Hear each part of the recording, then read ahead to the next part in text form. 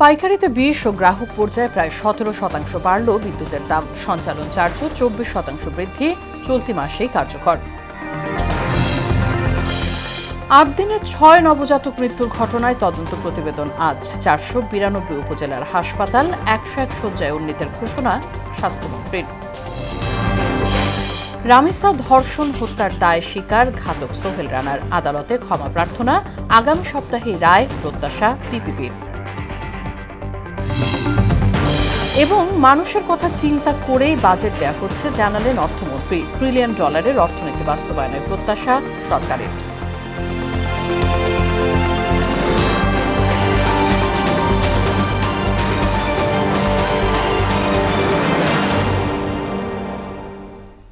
আসসালামু আলাইকুম, স্বাগত মোহনা সংবাদে। শুনছিলেন শিরোনাম, পুরো সংবাদের সঙ্গে আছে রাশিদা সুলতানা রিঙ্কু। দেশে আবারও বাড়ল বিদ্যুতের দাম। গ্রাহক পর্যায়ে ইউনিট প্রতি $1.52 এবং পাইকারিতে বেড়েছে $1.39 করে।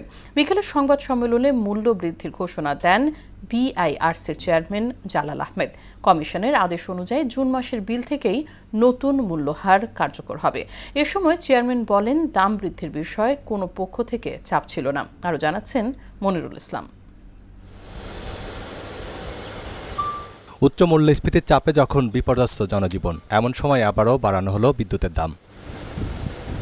বর্তমানে পাইকারি পর্যায়ে বিদ্যুতের গড় মূল্য ইউনিট প্রতি $7। নতুন সিদ্ধান্তে তা $8.39 নির্ধারণ করা হয়েছে। বৃদ্ধির হার 19.85%। অন্যদিকে খুচরা পর্যায়ে বিদ্যুতের গড় মূল্য $9.11 থেকে বেড়ে দাঁড়াবে $10.63। শতাংশের হিসেবে বাড়ার পরিমাণ 15 থেকে 19.94 পর্যন্ত। কমিশনের এই আদেশ বিল মাস জুন 2026 থেকে কার্যকর হবে এবং পরবর্তী নির্দেশ না দেওয়া পর্যন্ত বলবৎ থাকবে। এছাড়া বিদ্যুতের সঞ্চালন মূল্যহারও বাড়ানো হয়েছে। বিদ্যমান 31.35 থেকে তা বাড়িয়ে 38.86 করা হয়েছে। নিঃসন্দেহে এটার কারণে মানুষের যেটা দৈনন্দিন যেটা ব্যয়, এটা মাসিক ব্যয়, এটা বৃদ্ধি পাবে, তার একটা প্রভাব পড়বে। এটার অর্থনৈতিক ইম্প্যাক্ট অ্যানালিসিস যদি বলেন, ইকোনমিক ইম্প্যাক্ট অ্যানালিসিস, সেই ধরনের কোনো অ্যানালিসিস করা হয় নাই, বাট এটা করার সুযোগ আছে। বিইআরসি জানায়, বিদ্যুৎ উৎপাদন, ক্রয় ও আমদানি ব্যয় বৃদ্ধি, সঞ্চালন ও বিতরণ ব্যয় এবং সার্বিক আর্থিক পরিস্থিতি বিবেচনায় নতুন মূল্যহার নির্ধারণ করা হয়েছে। কমিশনের হিসেবে পাইকারি মূল্য বৃদ্ধি সত্ত্বেও পিডিবির ঘাটতি পূরণে সরকারকে বছরে প্রায় 41,000 কোটি টাকা ভর্তুকি দিতে হবে। বিদ্যুতের পাইকারি মূল্যহার বর্ণিতভাবে বৃদ্ধি সত্ত্বেও বাংলাদেশ বিদ্যুৎ উন্নয়ন বোর্ডের অবশিষ্ট ঘাটতি পূরণে বছরে বাংলাদেশ বিদ্যুৎ উন্নয়ন বোর্ডকে সরকার কর্তৃক প্রায় 41,000 কোটি টাকা ভর্তুকি প্রদানের প্রয়োজন হবে। এর আগে গত মে মাসের শুরুতে বিদ্যুতের পাইকারি, সঞ্চালন ও খুচরা মূল্য বৃদ্ধির প্রস্তাব দেয় PDB, power grid Bangladesh, DESCO, DPDC, পল্লী বিদ্যুতায়ন বোর্ড, ওজোপার্টিকো ও নেসকো। এসব প্রস্তাবের ওপর 20 ও 21 মে গণশুনানি অনুষ্ঠিত হয়। কমিশনের ন্যায়সঙ্গত সিদ্ধান্ত গ্রহণের জন্য। মনিরুল ইসলাম, মোহনা সংবাদ, ঢাকা। 8 দিন হাসপাতালে 6 নবজাতকের মৃত্যুর ঘটনায় বিকেলে পূর্ণাঙ্গ প্রতিবেদন জমা দেবে তদন্ত কমিটি। স্বাস্থ্যমন্ত্রী সরদার মোহাম্মদ শাখাওয়াত হোসেন বলেন, ময়না তদন্ত ছাড়া মামলা হলে আসামি পক্ষ সুবিধা পায়। যদিও 6 নবজাতক মৃত্যুর ঘটনায় তেমনটা হবে না। এই অপরাধে কাউকেই ছাড় দেওয়া হবে না। সকালে সচিবালয়ে এক সংবাদ সম্মেলনে মন্ত্রী এসব কথা বলেন।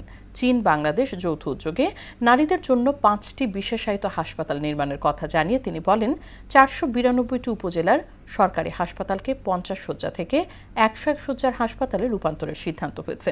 এছাড়া খুলনা, বরিশাল, রাজশাহী, রংপুর ও কুমিল্লায় 5টি শিশু হাসপাতাল নির্মাণের কথাও জানান স্বাস্থ্যমন্ত্রী। 492টি উপজেলায় আমরা 50 শয্যা থেকে 101 শয্যা বিশিষ্ট হাসপাতালের কার্যক্রম নতুনভাবে করার জন্য আজকে থেকে শুরু করেছি। 5টি সদরে 200 শয্যা বিশিষ্ট শিশু স্পেশালাইজড শিশু হাসপাতাল আগামী 6 মাসের ভিতরে আমরা উদ্বোধন করতে যাচ্ছি। চায়না বাংলাদেশ যৌথ উদ্যোগে 5টি বিশেষায়িত শুধু মহিলাদের জন্য, শুধু আমাদের মায়েদের জন্য 5টি বিশেষায়িত হাসপাতাল নির্মাণ করা হবে। তার কাজও এই অর্থবর্ষের ভিতরে আমরা শুরু করব।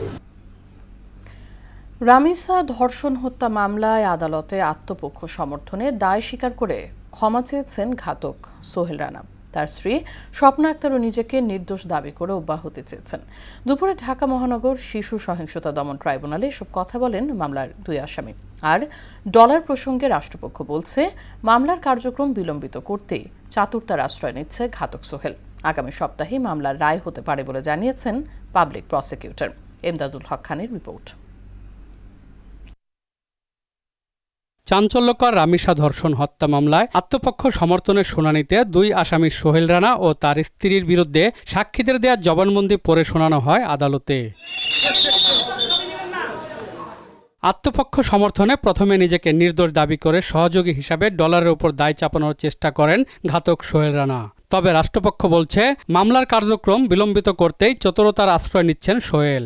আইন অনুযায়ীভাবে রেকর্ডকৃত 164 অর্থাৎ কনফেশনে, আসামির কনফেশনে এই ধরনের শব্দ নাই। আমি এটা নামও বলবো না, কারণ এটা একটা মুদ্রার নাম।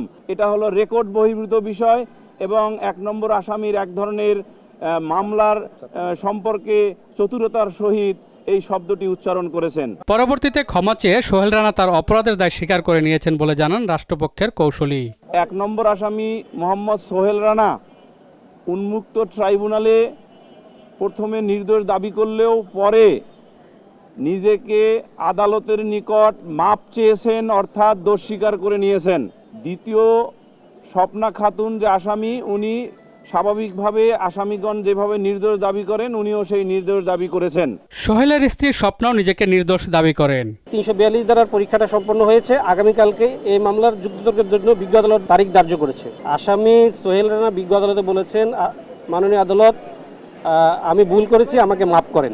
ঢাকা মহানগর জজ আদালতের পাবলিক প্রসিকিউটর ওমর ফারুক ফারুকী আশা করেন, আগামী সপ্তাহে এই মামলা রায় হতে পারে। আমরা আশা করছি, যেহেতু আগামীকাল যুক্তিতর্ক শুনানি হবে, আমরা আশা করছি আগামী সপ্তাহে, যেহেতু শুক্র শনিবার বন্ধ, আগামী সপ্তাহের প্রথম দিকে এই মামলাটি রায় হবে। বৃহস্পতিবার রামিসা হত্যা মামলার রাষ্ট্র ও আসামি পক্ষের যুক্তিতর্ক উপস্থাপনের শুনানির দিন ধার্য করেছেন আদালত। এমদাদুল হক খান, মোহনা সংবাদ, ঢাকা। গেল 24 ঘন্টায় হাম ও এর উপসর্গে আরও 7 শিশুর মৃত্যু হয়েছে। এ পর্যন্ত এই রোগে 601 জন শিশুর মৃত্যু হয়েছে। গেল একদিনে নতুন করে 55 জনের শরীরে হাম শনাক্ত হয়। বিকেলে স্বাস্থ্য অধিদপ্তরের হাম বিষয়ক হালনাগাদ প্রতিবেদন থেকে এই তথ্য জানা যায়। এ পর্যন্ত হামের লক্ষণ নিয়ে সবচেয়ে বেশি 210 জন ঢাকায় মারা গেছে, আর 85 জন রাজশাহী বিভাগে। হাম প্রাদুর্ভাবের মধ্যেই নতুন করে চোখ রাঙাতে শুরু করেছে ডেঙ্গু। একই সময়ে সংক্রমক 2 রোগের থাবায় জনস্বাস্থ্য নিয়ে বাড়ছে উদ্বেগ। এমন পরিস্থিতিতে ডেঙ্গুর পরীক্ষা নিরীক্ষায় 80% পর্যন্ত ছাড় দিতে বেসরকারি হাসপাতালের প্রতি আহ্বান জানিয়েছেন স্বাস্থ্যমন্ত্রী। নাজমুল ইসলামের প্রতিবেদন। দেশে হামের সংক্রমণ ও মৃত্যুর মিছিল থামছেই না। চলতি বছরের 15 মার্চ থেকে এখন পর্যন্ত প্রায় 600 জনের মৃত্যু হয়েছে। আক্রান্তের সংখ্যা 73,500 ছুঁই। হামের এমন লাগামহীন সংক্রমণের মধ্যেই চোখ রাঙাতে শুরু করেছে ডেঙ্গু। এডিস মশাবাহিত রোগটিতে আক্রান্ত হয়ে মঙ্গলবার 77 জন হাসপাতালে ভর্তি হয়েছেন। তার আগের দিন একজনের মৃত্যু হয়েছে। ডেঙ্গুতে চলতি বছরে আক্রান্ত হয়েছে 3,384 জন, প্রাণহানি 6 জনের। কুর্মিটোলা জেনারেল হাসপাতালে দেখা যায় ডেঙ্গু ওয়ার্ডে একাধিক রোগী। প্রতিদিনই জ্বর ও শরীর ব্যথা নিয়ে ভর্তি হচ্ছেন অনেকেই। পেটে ব্যথা ছিল, বুকে ব্যথা, গায়ে জ্বালা পোড়া ছিল, তারপরে মাথা ব্যথা ছিল, সমস্ত শরীর জ্বলতো। গত 5 দিন ধরে জ্বর। আমার নারায়ণগঞ্জ একটা প্রাইভেট হসপিটালে এক্সআই করার পর রিপোর্টে আসে পজিটিভ। যদিও চিকিৎসকরা বলছেন ডেঙ্গু এখনো উদ্বেগজনক পর্যায়ে পৌঁছায়নি। এই বছরে এই সিজন শুরু হওয়ার পর থেকে আমাদের সংখ্যাটা অনেক বেশি না।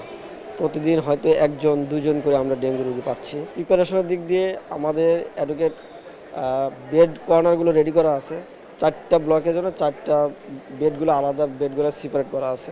ডেঙ্গু আক্রান্ত রোগীদের চিকিৎসা ব্যয় কমাতে 80% ছাড় দেওয়ার পাশাপাশি বেসরকারি হাসপাতালগুলোকে বিশেষ উদ্যোগ নেওয়ার কথা জানালেন স্বাস্থ্যমন্ত্রী Sardar Sakhawat Hossain. Private medical college আপনাদেরকে ধন্যবাদ জানাই। ওনারা আমাদের 10% বেড ফ্রি রাখবেন আমাদের ডেঙ্গু পেশেন্টের জন্য। সেখানে ডাক্তারদের চার্জ নেবেন না, শুধু ওষুধের টাকা এবং খাবার টাকা রোগী ম্যানেজ করবে। আর investigation 80% free for all the dengue patients, irrespective of rich or poor. ডেঙ্গু নিয়ন্ত্রণে সময়মতো পদক্ষেপ না নিলে হামের মতো পরিস্থিতি তৈরির আশঙ্কা করছেন সংশ্লিষ্টরা। নাজমুল ইসলাম, মোহনা সংবাদ, ঢাকা। তদন্ত কাজের পূর্ণাঙ্গ তথ্য উপাত্ত পাওয়া যাচ্ছে না উল্লেখ করে সাংবাদিক দম্পতির সাগররুনি হত্যা মামলার তদন্ত রিপোর্ট তৈরি হতে সময় লাগছে বলে জানান attorney general barrister Ruhul Kuddus কাজল। দুপুরে সাগররুনি দম্পতির একমাত্র সন্তান মেঘ এবং হত্যা মামলার বাদী রুনির ভাই রোমানের সাথে সাক্ষাতের সময় এই কথা জানান তিনি। 14 বছর পার হলেও সাংবাদিক দম্পতি সাগররুনি হত্যা মামলার তদন্ত কাজ শেষ হয়নি। এই নিয়ে হতাশায় রয়েছে সাগররুনির পরিবার। ফৌজদারি মামলাতে আমরা যে কোনো তদন্তের ইংরেজিতে বলে থাকি আমরা একটা কজেশন থাকে, তো আপনি ব্রেক অফ কজেশন যদি কোনো কারণে ব্রেক হয় তেমনিভাবে আমি মনে করি যে আমাদের এই তদন্তের ক্ষেত্রেও কিন্তু তাই হয়েছে। বর্তমান যারা তদন্ত করছেন তারা তো না যে যারা ঘটনার ভূমিতে পরে গিয়েছিলেন, এটা তো আপনাকে বুঝতে হবে। ওই সময়কার দায়িত্বপ্রাপ্ত পুলিশ সদস্য যারা ডিবিতে ছিল, র্যাবে ছিল, অনেকেই যারা তাদের সঙ্গেও তারা অ্যাক্সেস করতে পারেননি। মোহাম্মদপুরের নূরজাহান রোডে 2 বোনের ছিনতাইয়ের কবলে পড়ার ঘটনায় গ্রেফতার করা হয়েছে ছিনতাইকারীদের। দুপুরে ডিএমপির মিডিয়া সেন্টারে তাদের হাজির করা হয়। একজন জুয়েল, অন্যজনের নাম আনোয়ার বলে জানায় তেজগাঁ থানার পুলিশ উপপরিদর্শক মোহাম্মদ ফজলুল করিম। তিনি আরও জানান, অভিযোগ পাওয়ার পর সিসিটিভি ফুটেজ বিশ্লেষণ করে তথ্য প্রযুক্তির সহায়তায় তাদের নারায়ণগঞ্জ থেকে গ্রেফতার করা হয়। এদিকে আদাবরের 9 সদস্য বিশিষ্ট অপহরণ চক্রকে গ্রেফতার করেছে পুলিশ। তাদেরকেও ডিএমপির মিডিয়া সেন্টারে হাজির করা হয়। মোহাম্মদপুর থানা এলাকার একটা চৌকস টিম এসি মোহাম্মদপুর জোনের নেতৃত্বে নারায়ণগঞ্জ অভিযান পরিচালনা করা হয়। সেইখান থেকে আমরা এই ঘটনার সাথে যে আপনার ভিডিও প্রদর্শন দেখেছেন যে একজন লোক ব্যাগ এবং ট্রলি যেটা ছিল ট্রাকে উঠিয়ে নিয়ে যাচ্ছিল, ওনার নাম হচ্ছে আনোয়ার হোসেন। আমরা তাকে প্রথমে গ্রেপ্তার করি। র্যাব 11 তাদের সহায়তায় আমাদের যে আরেকজন আসামি ছিল জুয়েল, তাকেও আমরা হাতে পেয়ে যাই। আসন্ন বাজেট প্রতিটি মানুষের কথা বিবেচনায় নিয়েই প্রণয়ন করা হচ্ছে বলে জানিয়েছেন অর্থমন্ত্রী আমির খসরু মাহমুদ চৌধুরী। তিনি বলেন, এর সুফল সমাজের সকল স্তরে পৌঁছানোর লক্ষ্যে সরকার কাজ করছে। দুপুরে সচিবালয়ে প্রধানমন্ত্রীর সঙ্গে বৈঠক শেষে এসব কথা জানান তিনি। অর্থমন্ত্রী আরও বলেন, বিগত সময়ে লুটপাট অর্থনীতি দুর্বল হয়ে পড়েছে। এই থেকে উত্তরণে অর্থনৈতিক কর্মকাণ্ড সবার অংশগ্রহণ নিশ্চিত করতে চায় সরকার। তানজিদ ভুঁইয়ার প্রতিবেদন। প্রধানমন্ত্রী তারেক রহমানের সঙ্গে সাক্ষাৎ করেন জাপানের ট্রেডিং ও বিনিয়োগ প্রতিষ্ঠান মিৎসুই অ্যান্ড কোংয়ের প্রতিনিধি দল। সচিবালয়ে সাক্ষাৎ অনুষ্ঠিত হয়। প্রতিষ্ঠানটি বৈশ্বিক লজিস্টিক্স, অবকাঠামো, ধাতু, জ্বালানি এবং খাদ্য বাণিজ্য সহ বিভিন্ন খাতে কার্যক্রম পরিচালনা করে। এ সময় অর্থমন্ত্রী আমির খসরু মাহমুদ চৌধুরী, প্রধানমন্ত্রীর অর্থ পরিকল্পনা উপদেষ্টা রাশেদ আল মাহমুদ তিতুমির সহ অন্যরা উপস্থিত ছিলেন। মিৎসুই প্রতিনিধি দলে উপস্থিত ছিলেন এশিয়া প্যাসিফিক অঞ্চলের প্রধান নির্বাহী কর্মকর্তা মাকাতু সাতু সহ ঢাকা শাখার deputy general manager Mohammad Moniruzzaman. পরে অর্থমন্ত্রী বলেন, বাজেটে সকলের অংশগ্রহণ নিশ্চিত করতে চায় সরকার। $1 ট্রিলিয়ন অর্থনীতি বাস্তবায়নের প্রত্যাশা জানিয়ে তিনি আরও বলেন, ঋণ নির্ভরতা কমিয়ে বিনিয়োগ নির্ভরতা বাড়াতে হবে। একই সঙ্গে বাজেটের সুফল প্রতিটি নাগরিকের কাছে পৌঁছাতে সরকার কাজ করছে বলে উল্লেখ করেন তিনি। এই দেশের প্রত্যেকটি নাগরিককে মাথায় রেখে বাজেট দেওয়া হচ্ছে ইনশাআল্লাহ। আমাদের একটি খারাপ সময়, ভঙ্গুর অর্থনীতি, তার মধ্যে আমরা চেষ্টা করেছি বাংলাদেশের প্রতিটি মানুষের কথা চিন্তা করেছি। সবাইকে মাথায় রেখে বাজেট দেওয়া হবে ইনশাআল্লাহ। বাংলাদেশকে যে ঋণ ডেটের মধ্যে একটা ট্র্যাপের মধ্যে চলে যাচ্ছিলাম, সেখান থেকে আগামী দিনে ফিরে আসার জন্য যে পাবলিক ফাইন্যান্স ম্যানেজমেন্ট দরকার, আমরা সেভাবেই করার চেষ্টা করছি, যাতে করে ক্রমান্বয়ে ঋণ উপর নির্ভর কম করে বিনিয়োগের উপর বেশি নির্ভর করতে হবে আমাদেরকে। একটি সত্যিকার অর্থে অর্থনীতি, যে অর্থনীতি বাংলাদেশের মানুষের বাংলাদেশের জনগণের স্বার্থ সংরক্ষণ করতে পারবে এবং যে উন্নয়নের স্বপ্ন আমরা দেখাতে চেষ্টা করছি, যে $1 ট্রিলিয়ন ইকোনমি দিকে আমরা যাচ্ছি, সেটা যাতে বাস্তবায়ন হতে পারে। অর্থনীতি ভঙ্গুর অবস্থায় থাকলেও নতুন বাজেট বাস্তবায়নের শুরুটা ভালো হবে বলে আশা জানান আমির খসরু মাহমুদ চৌধুরী। আমরা তো খুব একটা ভঙ্গুর অবস্থার মধ্যে আছি এখন, সেই অর্থ যেটা পেয়েছি আমরা বিগত সরকারগুলো থেকে। তো আশা করি এটা একটা ভালো শুরু হবে। একটু সময় দিতে হবে, কিন্তু শুরুটা আশা করি ভালো হবে। তানজিদ ভুইয়া, মোহনা সংবাদ, ঢাকা। দেশে অস্থিতিশীলতার অপচেষ্টা ঠেকাতে সজাগ থাকার আহ্বান জানিয়েছেন এলজিআরডি মন্ত্রী মির্জা ফখরুল ইসলাম আলমগীর। দুপুরে ঠাকুরগাঁওয়ে নবগঠিত রুহিয়া উপজেলা রুহিয়া উচ্চ বিদ্যালয় মাঠে আয়োজিত গণসংবর্ধনা অনুষ্ঠানে সংবর্ধিত অতিথির বক্তব্যে তিনি কথা বলেন। এ সময় তিনি আরো বলেন, প্রধানমন্ত্রী তারেক রহমান নির্বাচনের আগে জনগণের কাছে যে প্রতিশ্রুতি দিয়েছিলেন তা বাস্তবায়নে সরকার কাজ করে যাচ্ছে। দেশের উন্নয়ন ও অগ্রগতির জন্য তরুণ সমাজকে ইতিবাচক ভূমিকা রাখতে হবে।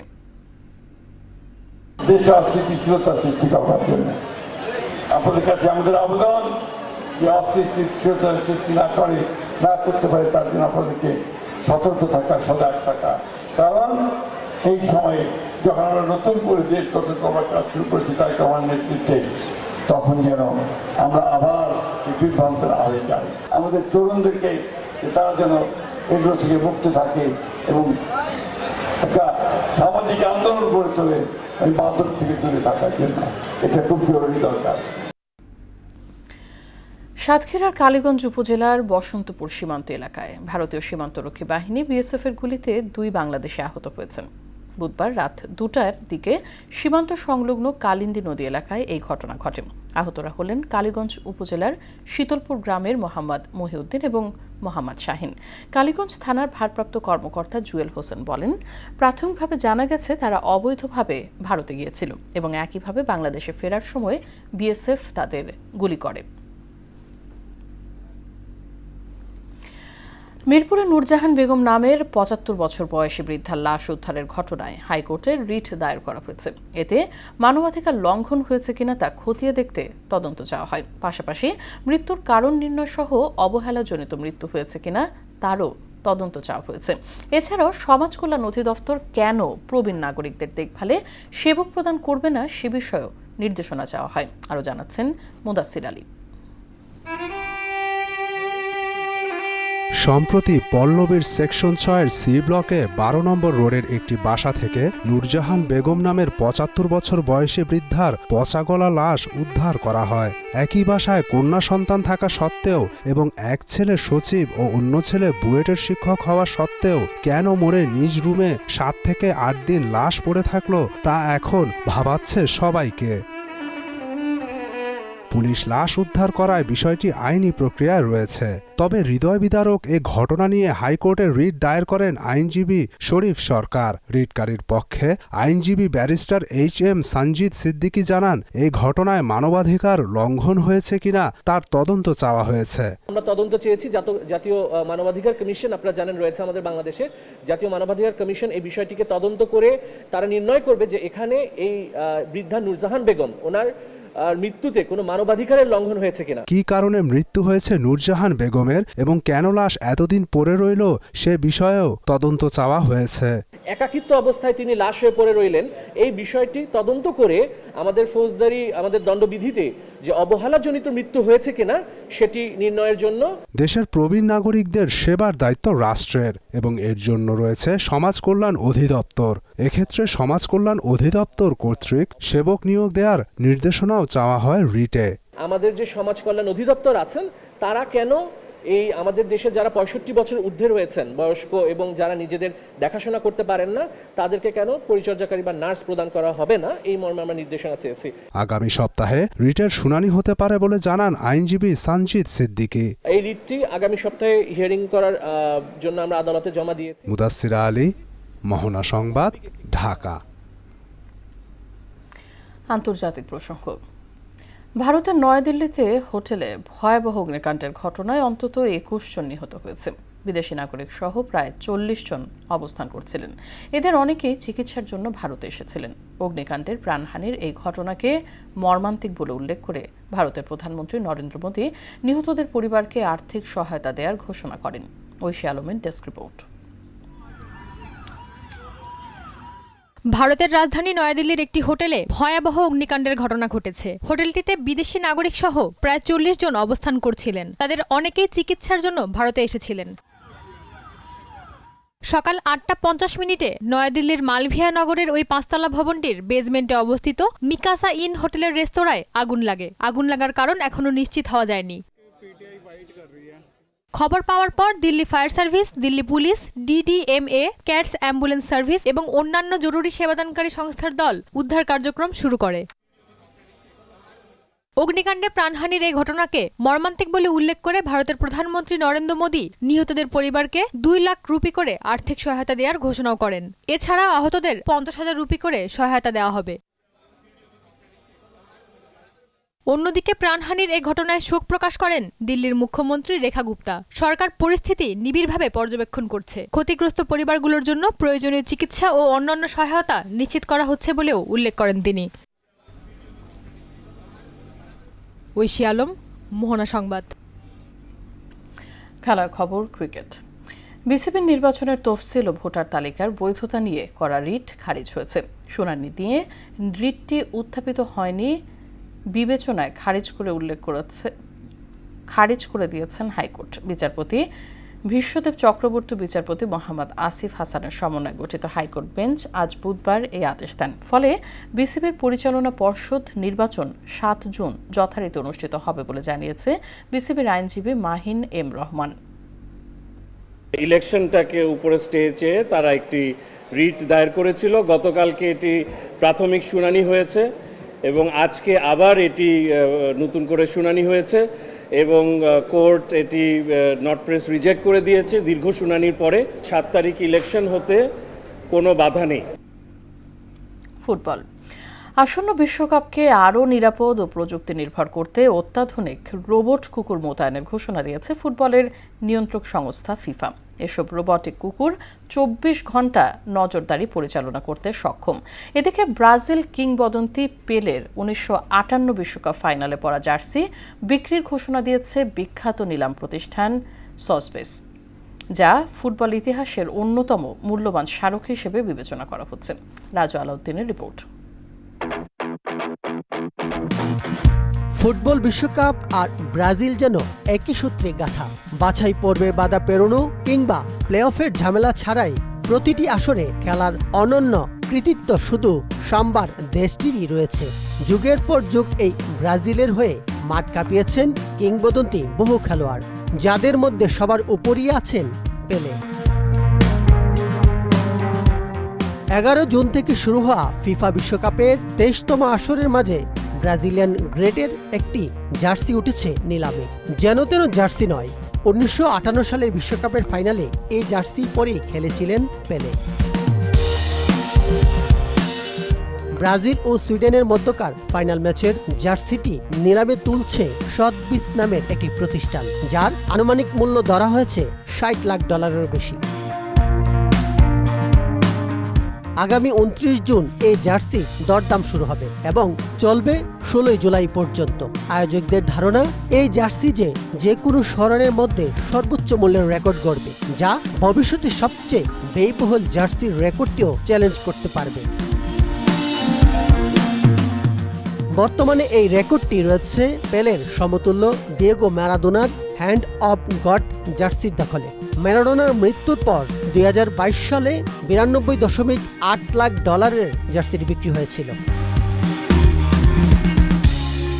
এদিকে 2026 বিশ্বকাপকে আরও নিরাপত্তা ও প্রযুক্তি নির্ভর করতে অত্যাধুনিক রোবট কুকুর মোতায়েনের ঘোষণা দিয়েছে ফিফা। টুর্নামেন্টের প্রধান ব্রডকাস্ট সেন্টারের নিরাপত্তা জোরদারে ব্যবহার করা হবে এই স্বয়ংক্রিয় রোবোটিক ইউনিটগুলো।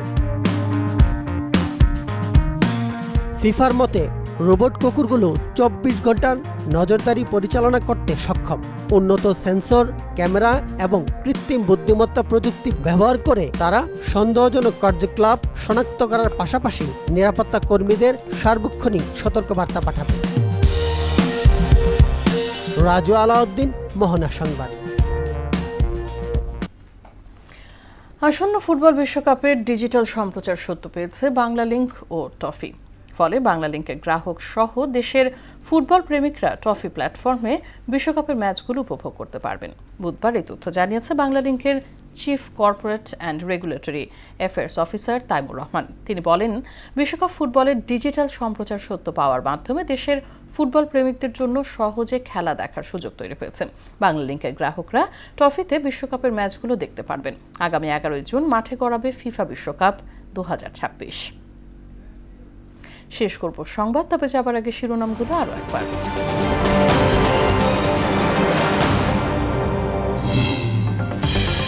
পাইকারিতে 20 ও গ্রাহক পর্যায়ে প্রায় 17% বাড়ল বিদ্যুতের দাম। সঞ্চালন চার্জও 24% বৃদ্ধি, চলতি মাসেই কার্যকর। 8 দিনে 6 নবজাতক মৃত্যুর ঘটনায় তদন্ত প্রতিবেদন আজ। 492 উপজেলায় হাসপাতাল 101 শয্যায় উন্নীতের ঘোষণা স্বাস্থ্যমন্ত্রীর। রামিসা ধর্ষণ হত্যার দায় স্বীকার ঘাতক সোহেল রানার, আদালতে ক্ষমা প্রার্থনা। আগামী সপ্তাহে রায় প্রত্যাশা পিপির। এবং মানুষের কথা চিন্তা করে বাজেট দেওয়া হচ্ছে জানালেন অর্থমন্ত্রী। $1 ট্রিলিয়ন অর্থনীতি বাস্তবায়নের প্রত্যাশা সরকারের।